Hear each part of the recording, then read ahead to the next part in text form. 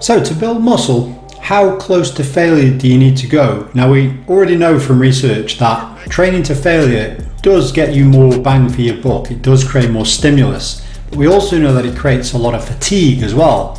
And over the course of a week, or even longer than a week, if you're training to failure all the time, you can't train as hard and you can't train as often and you can't get the same volume in, which means that you get diminishing returns from your training. So training too hard in one session means the next session you diminish, the next session you diminish, the next session you diminished. And of course, there's more recovery demand, more likelihood of injury, and so on and so forth. So yes, training to failure might be the thing, but it isn't practically the thing. It doesn't tend to be the right approach, not all the time.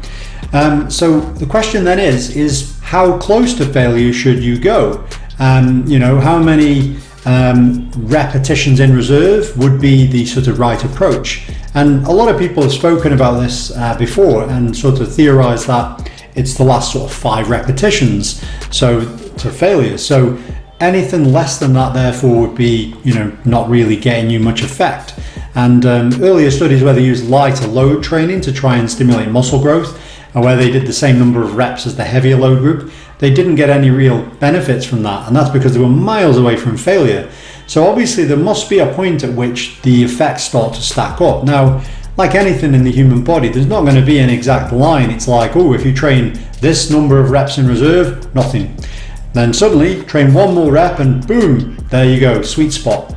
It's going to be a graduated thing. So it means that training miles away from failure will still have some stimulus, but the stimulus will be very little. But where is the point at which it starts to cross over to become significant? Well, there was a study done on this, and they were looking at what point the repetition number was where there was diminishing effects on muscle building. And what they found in this study was it was 4.4 repetitions in reserve was where it averaged out at. So this actually is quite interesting because with regards to what people have been saying, 5 repetitions seems to be the zone. And this would conclude very close to that. So it kind of highlights that if you do 4 reps in reserve, 3 reps in reserve is probably even better. 2 reps in reserve is even better for stimulus, but you're starting to stack up some more fatigue. 1 rep in reserve, you're getting pretty fatigued, and then full failure, of course, is massive fatigue, but again, more training effect. So really, as long as you're in that 5 repetitions in reserve kind of zone, you're going to be definitely getting some pretty good training effects. And the lower down in that spectrum, the more recovery the less recovery you'll need, so you'll be able to train probably with more volume over the week. But obviously, yes, somewhere in that. Everyone's going to be different, of course, but that's roughly where it's going to be based on research and based on common beliefs behind this, which also means that you can train with lighter loads for building muscle as long as you're within that 5 repetition to failure zone.